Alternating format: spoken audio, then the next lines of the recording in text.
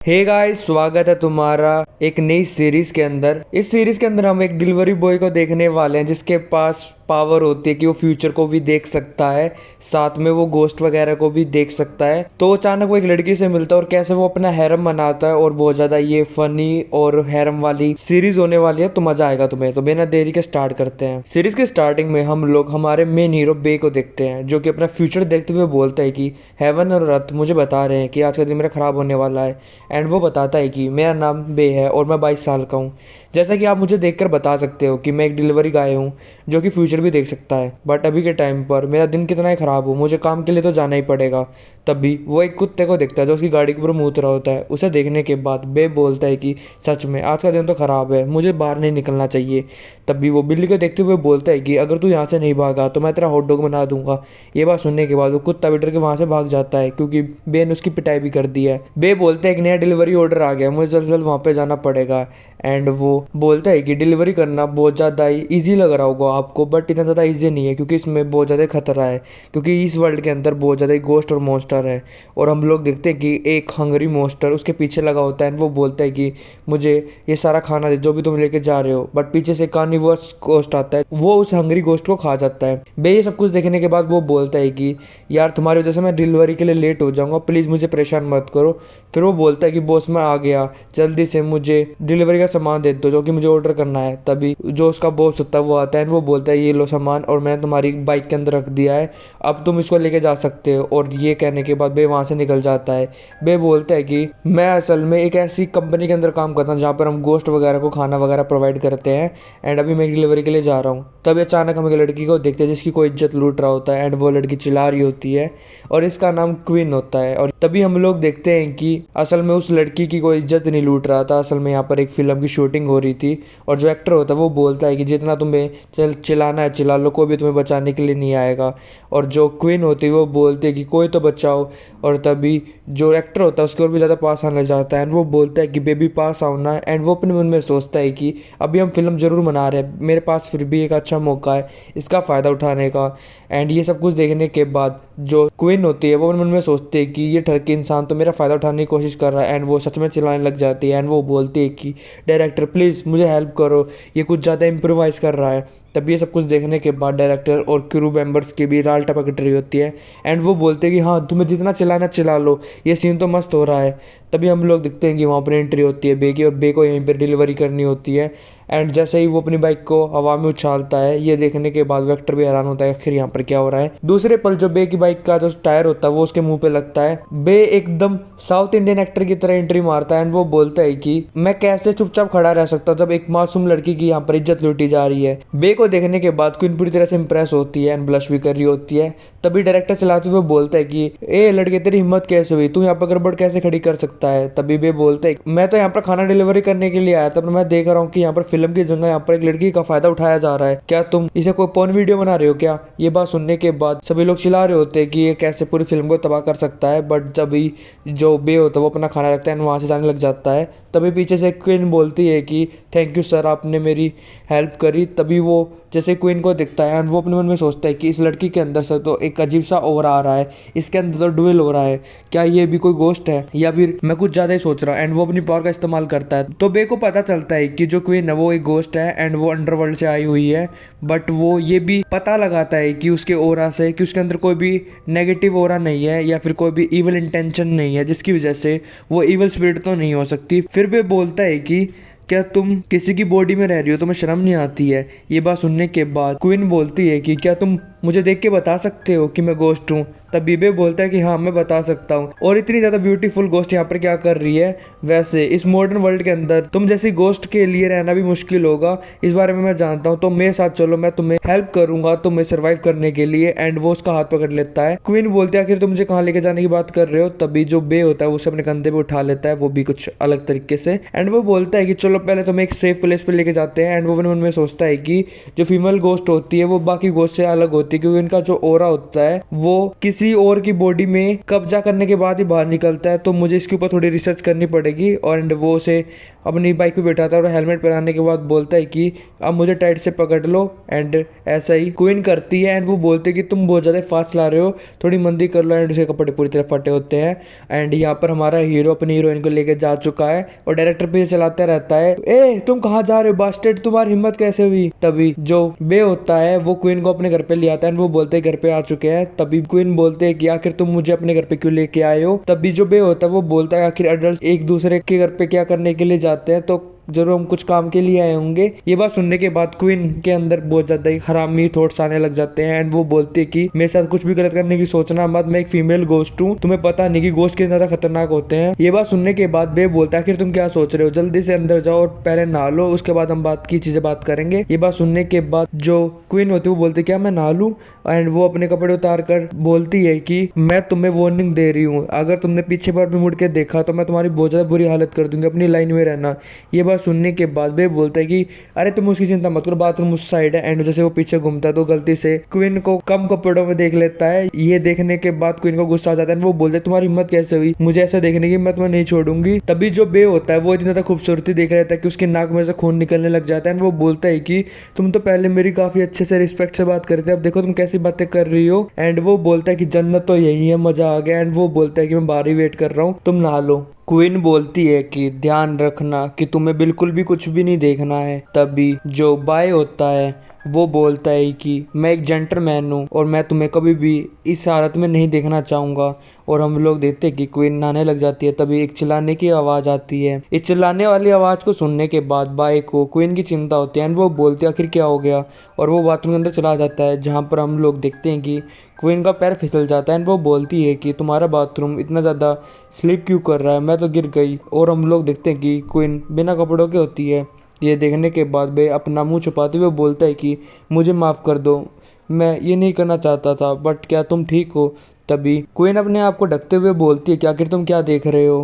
तभी बे बोलता है कि मैं तो कुछ भी नहीं देख रहा हूँ, मैं तो अंधा इंसान हूँ, एक अंधा आदमी कैसे किसी को देख सकता है। तभी क्वीन बोलती है कि क्या तुम मुझे बेवकूफ़ बनना चाहते हो, भूलो मत कि मैं गोस्ट हूँ। एंड वो उसको मारकर वहाँ से भगा देती है। एंड वो बोलते हैं तुम तो बहुत ज़्यादा ठरकी हो। बे बोलता है कि अरे यार मेरा वो मतलब नहीं था, मुझे नहीं पता था कि तुम इतनी जल्दी नहाने लग जाओगी। फिर उसके बाद हम लोग देखते हैं कि वो बुद्ध की मूर्ति होती है वो हंसने लग जाती है। तभी जो क्वीन होती है वो अपने कपड़े बदल कर बाहर आ जाती है। एंड वो बोलती है कि आखिर तुम बाथरूम में घुसने वाले थे तो तुमने पहले नो क्यों नहीं करा, और फिर तुम कह रहे हो कि ये तुम्हारा पर्पस नहीं था।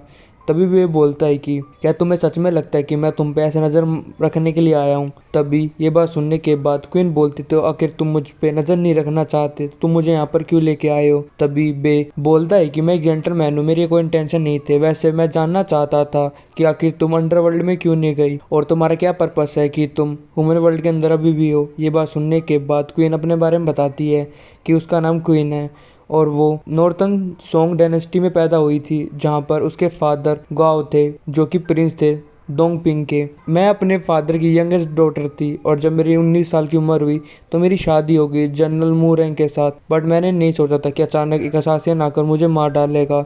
जब से मैंने रिफ्यूज़ कर दिया कि मैं अंडरवर्ल्ड में नहीं जाऊंगी और पता लगाऊंगी किसने मुझे मारा है। एंड वो गुस्से में सब कुछ बोल रही होती है। ये देखने के बाद बे अपने मन में सोचते है कि सच में जो उसकी पावर है वो तो बहुत ज़्यादा बढ़ रही है, मुझे कुछ ना कुछ तो करना ही पड़ेगा। तभी वो अपनी पैंट में से कुछ कॉइन को बाहर निकालता है एंड हवा में टॉस करते हुए अपनी पावर को रिलीज करता है। एंड वो बोलता है कि 3 एम्पर कॉइन अब्जॉर्व, जिससे जो क्वीन की जो पावर बड़ी होती है वो कम होने लग जाती है। ये देखने के बाद क्वीन बोलते तो बहुत ज़्यादा पावरफुल मैजिक है। तभी बे बोलता है कि मैं तुम्हारी सारी सिचुएशन समझ रहा हूँ, बट इस बात को समझो, अगर तुम अंडरवर्ल्ड में नहीं जाओगे तो यहाँ पर ऑफिशियल्स आ जाएंगे, वो तुम्हें ढूंढने के लिए आएंगे और अगर उन्हें पता चला कि तुम यहाँ पर रहना चाहती हो तो तुम काफ़ी ज़्यादा सफ़र करोगे और तुम्हें पनिशमेंट भी मिलेगी। तभी क्वीन बे के पास जाते हुए बोलती है कि तुम्हारा मैजिक बहुत ज़्यादा ही स्ट्रॉन्ग है, प्लीज़ मेरी हेल्प करो।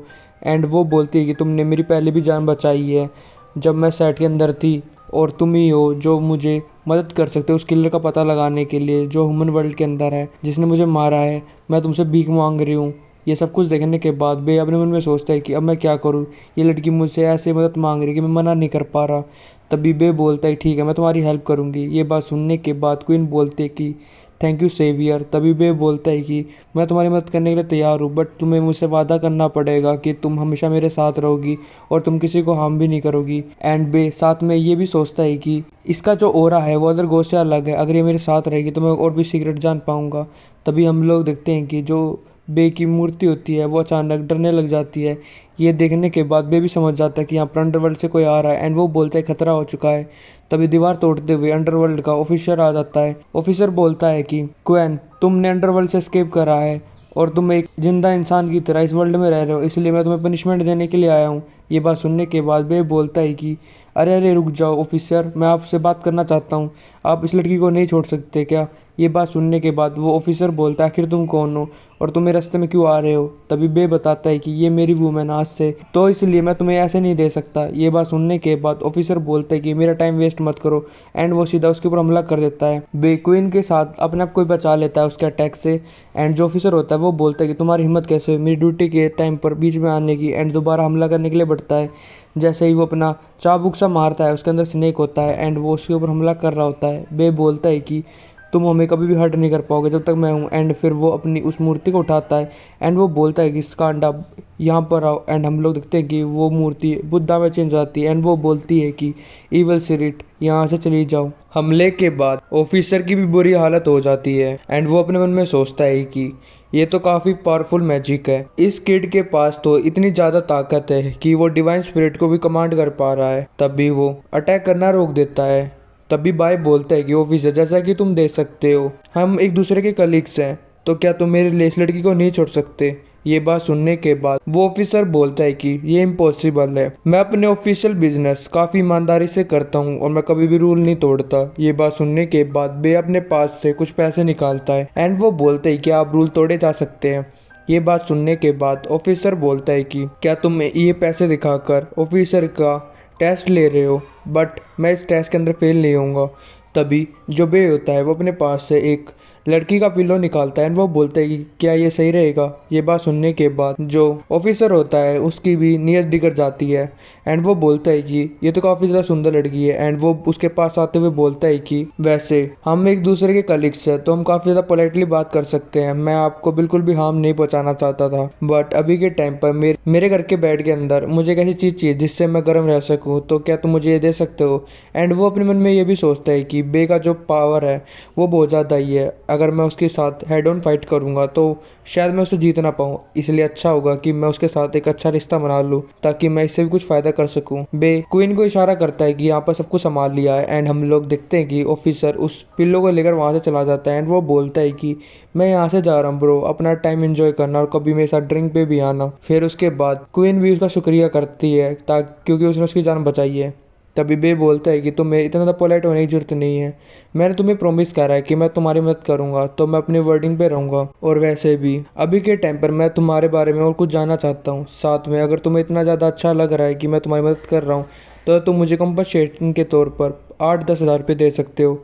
ये बात सुनने के बाद जो क्वीन होती है वो बोलती है कि मेरे पास पैसे तो नहीं है बट मेरे पास और कुछ है आपको रीपे करने के लिए। एंड वो अपने कपड़ों को ढीला करने लग जाती है और वो बे के पास आती है। ये देखने के बाद बे भी हैरान होता है एंड वो मुंह फेरते हुए बोलता है कि मैं पहले ही कह चुका हूँ मैं एक जेंटलमैन हूँ, अगर तुमने मेरे साथ ऐसे बदतमीजी करी तो मैं पुलिस को बुला लूँगा। ये सब कुछ देखने के बाद क्वीन अपने मन में सोचती है कि मैं सिर्फ इसका कैरेक्टर चेंज करना चाहती थी, सच में ये बंदा तो ट्रस्ट करने के लायक है। तभी बे एक टिश्यू पेपर को लेता है एंड वो अपना खून साफ कर लेता है नाक से। ये देखने के बाद क्वीन बोलती है कि सेवियर आखिर क्या हुआ। तभी बे झूठ बोलता है एंड वो बोलता है ऐसा कुछ भी नहीं है, बस बाहर हवा तेज चल रही थी जिसकी वजह से मेरी नोज ब्लीडिंग होगी और हमें पता है कि ये नोज ब्लीडिंग क्वीन को इस हालत में देखने की वजह से हुई है। ये बात सुनने के बाद क्वीन भी हैरान होती है। तभी बे का फोन बजता है, फोन को उठाता है बे एंड वो अपने मन में सोचता है कि अच्छा ये फोन बज गया, वरना मैं सोच नहीं पा रहा था कि कैसे मैं इस सिचुएशन से बाहर निकलता। तभी उसके फोन से कुछ अजीब आवाजें आती है। देखने के बाद बे बोलता है कि लिंग लोंग क्या हुआ तुम्हारे साथ, क्या तुम कुछ बोल सकते हो। तभी उसका फ़ोन कट जाता है। ये सब कुछ देखने के बाद क्वीन बोलते हैं कि मैंने इस फ़ोन में से कुछ अजीब सी आवाज़ सुनी, क्या सब कुछ ठीक है। तभी बे बोलता है कि मुझे तो लगता है कि लिंग लोंग के साथ कुछ हो गया है। ये बात सुनने के बाद क्वीन बोलती है आखिर ये लिंग लोंग कौन है। तभी जो बे होता है वो अपने पास से कुछ कॉइन को निकालते हुए हवा में टॉस करता है एंड वो बोलता है कि वो मेरी एक फ्रेंड है, मेरी फॉर्मर कलीग। ये बात सुनने के बाद क्वीन बोलती है आखिर तुम ये क्या कर रहे हो। बे बोलता है कि बस तुम देखते जाओ एंड वो अपना एक मंत्र पढ़ता है। जैसे वो मंत्र पढ़ता है तो वो देख पाता है कि लिंग लोंग कहाँ पर है एंड वो बोलता है कि मैंने उसे ढूंढ लिया, चलो मेरे साथ चलो, हमें टैंग डायनेस्टी में जाना पड़ेगा, वहाँ पर एक गोस्ट एनर्जी है जो कि बहुत ज़्यादा स्ट्रॉन्ग है। ये बात सुनने के बाद क्वीन बोलती है कि क्या तुम ऐसे लोगों को ढूंढते हो। तभी हम लोग देखते हैं कि वे दोनों स्कूटर से जा रहे होते हैं। बे बोलता है कि अच्छा होता है कि तुम घर पे रुक जाती, आखिर तुम मुझे फॉलो क्यों कर रहे हो। तभी क्वीन बताती है कि घर पे बहुत ज़्यादा डेंजरस माहौल है और वैसे भी अगर कोई ऑफिसर वहाँ पर आ गया तो मैं सेफ नहीं रह पाऊंगी, इसीलिए अच्छा होगा कि मैं तुम्हारे साथ रहूँ। ये बात सुनने के बाद बे भी हैरान होता है और फिर हम लोग देखते हैं कि मौसम ख़राब होता है और उस जगह पर बे और क्वीन पहुँच जाते हैं। बे बोलते हैं कि मेरे साथ रहना। ये बात सुनने के बाद क्वीन बोलते हैं कि हाँ मैं तुम्हारे साथ ही चलूंगी, वैसे यहाँ पर मुझे ऐसा लग रहा है कि यहाँ पर बहुत ज्यादा खतरनाक गोस्ट है। तभी वे कमरे के पास पहुंचते जहाँ पर आवाज आ रही होती कि बचाओ बचाओ। ये बात सुनने के बाद बे भी दौड़ता है एंड वो बोलता है कि ये तो लिंग लोंग की आवाज है एंड वो बोलते हैं कि क्या वो अंदर है। तभी गेट टूटता है। ये देखने के बाद क्वीन बोलते हैं कि ये तो और बहुत ज्यादा फेमिलियर है और जैसे ही बे उसके अंदर जाता है वो देखता है कि एक गोस्ट कोई बच्चों को परेशान कर रहा होता है एंड वो बोलता है कि तुम यहाँ से नहीं भाग सकते एंड वो बोलता है कि तुम मेरे लिए अपनी कुर्बानी दे दो ताकि मैं रिकार्नेट कर पाऊँ। वो गोस्ट लिंग लोंग की तरफ बढ़ता है एंड वो बोलता है कि शुरुआत तुमसे करते हैं। तभी बीच में बे आता है एंड वो लिंग लोंग को बचा लेता है। वो बोलता है कि लिंग लोंग तुम्हें डरने की जरूरत नहीं है, मैं तुम्हें बचाने के लिए आ गया हूँ। लिंग लोंग बोलते हैं भाई तुम यहाँ पर आ गए। बाय बोलता है कि तुम्हें इतना ज़्यादा सरप्राइज होने की जरूरत नहीं है, मैंने अपनी टेक्निक का इस्तेमाल करते हुए तुम्हें ढूंढ लिया और जितनी जल्दी हो सकता था मैं यहाँ पर आ गया और मेरे होते हुए तुम्हें कोई भी हर्ट नहीं कर सकता है। ये बात सुनने के बाद उस गोस्ट को गुस्सा आ जाता है एंड वो बोलता है कि तुम्हारी हिम्मत कैसे हुई मेरी बलि के बीच में आने की, मैं रिकार्नेट नहीं हो पाऊंगा अगर मैंने बलि नहीं दी। एंड वो गुस्से के साथ बे के ऊपर हमला करने के लिए बढ़ता है एंड वो बोलता है कि आज तुम मेरे हाथों से मारे जाओगे। बे भी अपनी पावर का इस्तेमाल करते हुए गोस्ट का अटैक को रोक लेता है। गोस्ट भी हैरान होता है कि कैसे बे के पास इतना ताकत है। तभी इतनी देर में बे उसके पेट में एक लात मारता है एंड वो बोलता है कि रिकार्नेशन करने के भी कुछ रूल्स होते हैं जिन्हें तुम फॉलो नहीं कर रहे हो और एक लात की वजह से जो गोस्ट होता है वो पीछे जा गिरता है। बे बोलता है कि तुम अपने रिकार्नेशन के लिए किसी भी इनोसेंट बंदे को बिल्कुल भी नहीं मार सकते, तुम तो हेल में जाओगे।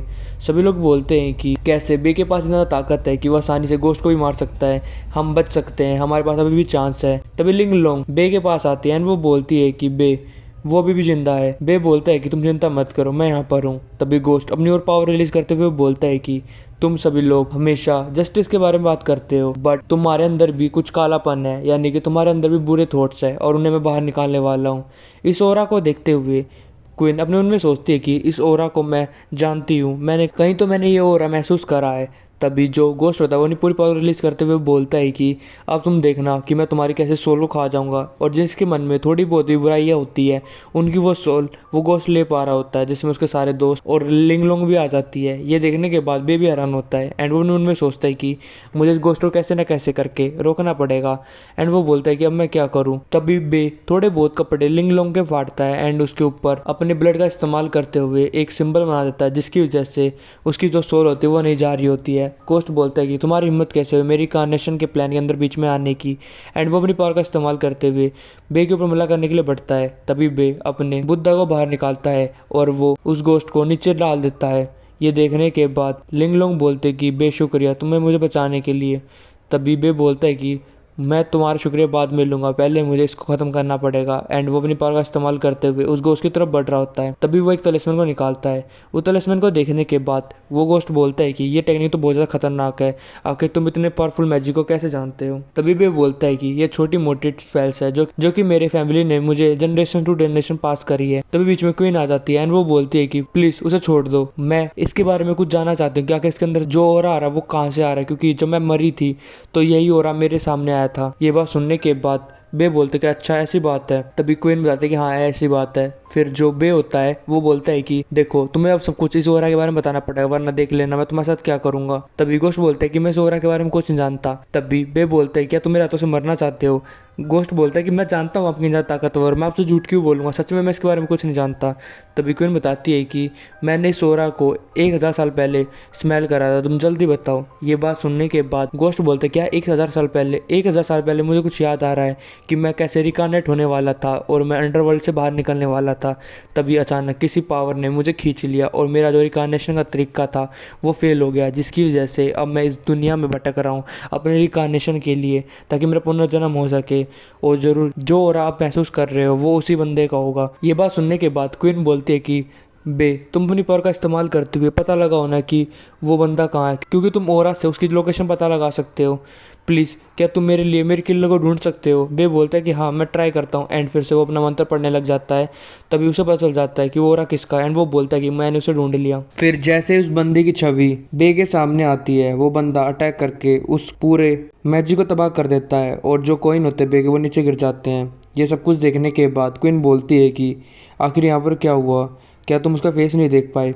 तभी बे बोलता है कि लगता है उसे पता चल गया कि मैं उसे देखने की कोशिश कर रहा हूँ, तो उसने बीच में इंटरप्ट कर दिया। क्वीन बोलती है क्या तुम अब उसे नहीं ढूंढ पाओगे।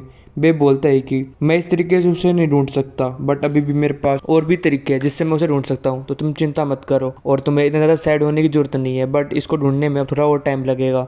तभी दूसरी तरफ हम लोग देखते हैं कि वो गोश्त वहाँ से भागने की कोशिश कर रहा होता है। तभी बे उसे पीछे से रोक लेता है एंड वो बोलता है कि तुमने इतने सारे इनोसेंट लोगों को मारा है, मैं तुम्हें ऐसे कैसे जान दे सकता हूँ। तुम्हारी डेस्टिनेशन हेल के अंदर है, तुम यहाँ से नहीं भाग सकते। पीछे से लिंग लोंग भी बोलती है कि इसने मेरी कलीग्स की सोल्स भी ले ली है, हमें वो भी वापस लेनी पड़ेगी, हम इसे जाने नहीं दे सकते। गोस्ट बोलता है कि मैं प्रॉमिस करता हूँ आगे से ऐसा नहीं होगा, प्लीज़ मुझे जाने दो। तभी जो बे होता है वो अपना तलिस्मैन उसके ऊपर रख देता है, जिसकी वजह से जितनी भी सोल उसने खाई थी वो सारी वापस चली जाती है। एंड वे लोग खड़े भी हो जाते हैं। वो बोलते हैं कि आखिर हम यहाँ पर क्या कर रहे हैं, आखिर यहाँ पर क्या हुआ। तभी बे अपने पास एक पोथली निकालता है और उस पोथली के अंदर उस गोश्त को कैद कर लेता है। एंड वो बोलता है कि अब चिल्लाना बंद करो, अब तुम हेल में जाने वाले हो। फिर वो अपने तलिस्मैन का इस्तेमाल करते हुए एक पोर्टल खोल लेता है। ये देखने के बाद क्वीन बोलती है कि सेवियर आखिर ये आप क्या कर रहे हो। तभी बे बोलता है कि मैं इसे अंडरवर्ल्ड के ऑफिशियल्स को दे रहा हूँ। तभी अंडरवर्ल्ड का ऑफिशियल आता है जो कि पहले क्वीन को पकड़ने के लिए आया था। एंड वो बोलता है हे ब्रो, तुम यहाँ पर फिर से मुझे क्यों बुलाया आपकी बार। तभी भी वो बोलता है कि मैंने एक भूत को पकड़ा है तुम्हारे लिए और तुम्हारा काम कर दिया। ये बात सुनने के बाद वो ऑफिशियल बोलते तुम तो कमाल के हो, वैसे मुझे अपनी परफॉर्मेंस दिखानी थी, तुम्हारा बहुत बहुत शुक्रिया। तभी बे बोलता है आखिर तुम्हारी आंखों को क्या हुआ है। तभी वो ऑफिशियल बोलता है कि अरे वो तुम्हारा गिफ्ट इतना अच्छा था कि मैं रात भर सो ही नहीं पाता, पता नहीं क्या कर रहा था मैं उसके साथ। बे बोलता है कि अरे तुम्हें सब कुछ करने की जरूरत नहीं, वैसे मैं तुमसे कुछ पूछना चाहता हूँ, क्या तुम इस बंदे को जानते हो। और उस बंदे की वो चेहरा दिखाता है। तभी उसे देखने के बाद वो ऑफिसर बोलता है कि हम भी इसको ढूंढ रहे काफ़ी दिनों से, क्योंकि ये अंडरवर्ल्ड से भागा हुआ है। ये बात सुनने के बाद क्वीन एक्साइटमेंट के साथ बोलती है कि आखिर वो कौन है और वो उसका नाम क्या है। तभी वो ऑफिसर बोलता है कि हम इसके बारे में कुछ नहीं जानते, बट हमारी टीम उसे ढूंढ रही है और वो 2 दिन पहले कैंगलिंग डिस्ट्रिक्ट के अंदर देखा था, मे बी वो उसके आसपास हो। ये बात सुनने के बाद क्वीन वहाँ से भागते हुए बोलती कि हमें कैंगलैंग डिस्ट्रिक्ट में जाना पड़ेगा। बे बोलता है यार रुको मेरे लिए तो। और जो लिंग लोंग होते वो बोलते कि तुम मुझे छोड़ के नहीं जा सकते, मैं अभी भी डर रही हूँ। और हम लोग देखते हैं कि वे तीनों एक स्कूटर पे बैठ के जा रहे होते हैं, जहाँ पर बे लिंग लोंग को बोल रहा है थोड़ा सा अपने पीछू को आगे करो तो अच्छा रहेगा, मैं अच्छे से बैठ नहीं पा रहा। और हम लोग देखते हैं कि कंडीशन उनके बीच में बनी हुई है। तभी जो लिंग लोंग होती है वो बोलती है कि थोड़ा ढंग से बैठे हो, तुम्हारा कुछ मुझे टच हो रहा है, मान जाओ यार। और हम लोग देखते हैं कि जैसे ही बे ब्रेक को मारता है, क्वीन के जो चंगू मंगू होते हैं वो बे को लगते हैं और जो बे का छोटा भाई होता है वो गलती से लिंग लोंग को लग जाता है, जिसकी वजह से बे इतना ज़्यादा शर्मा आ जाता है कि वो स्कूटर से उतर जाता है। एंड वो बोलता है कि हम कैंगलैंड डिस्ट्रिक्ट में पहुंच चुके हैं। तभी ये सब कुछ देखने के बाद लिंग लोंग बोलते हैं कि अरे थोड़ा आराम से लो, तुम्हें पता क्या लग गया तुम्हारा। और लिंग लोंग भी बोलती है कि हाँ थोड़ा सा दर्द हुआ हमें। तभी बे बोलता है यार हम क्या करें यार, अब जल्दी आना था तो इसलिए मैं थोड़ी तेज चला ली। उसके बाद वो वहाँ पर पहुँच जाते हैं। बे बोलता है कि यहाँ पर कुछ तो गड़बड़ है इस एटमोसफेयर के अंदर। तभी लिंग लोंग और क्वीन एक साथ बोलते देखो वो कितनी अमेजिंग चीज़ है। तभी बे बोलता है आखिर तुम क्या देख रहे हो। और वो दोनों वहाँ से चले जाते हैं शॉपिंग के लिए। और जो बे होता है वो पीछे पीछे आ जाता है, जहाँ पर हम लोग देखते हैं कि लिंग लोंग और क्वीन अपने लिए कपड़े ले लेते हैं। एंड वो बोलते हैं कि देखो ये हम पे कैसे लग रहे हैं, और वो बिकनी और कुछ आउटफिट वगैरह पहन लेते बनी वाला, जिसे देखकर बे को भी मज़ा आ जाता है। तभी जो सेल्समैन होता है वो आ जाता है एंड वो बोलता है कि आप इसे पेटीएम करोगे या फिर आप पैसे दे रहे हो कैश। ये बात सुनने के बाद बे बोलता है क्या मुझे इसके पैसे देने पड़ेंगे। तभी शोको फिर बोलता है कि हाँ ये दोनों बीवी आपकी हैं तो आपको पे करना पड़ेगा, मैं थोड़ा ना करूँगा। ये बात सुनने के बाद बे बोलता है कि ये मेरी बीवी नहीं है। तभी वो कुछ मैसेज करता है एंड वो बोलता है 1 मिनट रुको यहाँ पर कुछ गड़बड़ है। तभी दीवार टूट जाती है।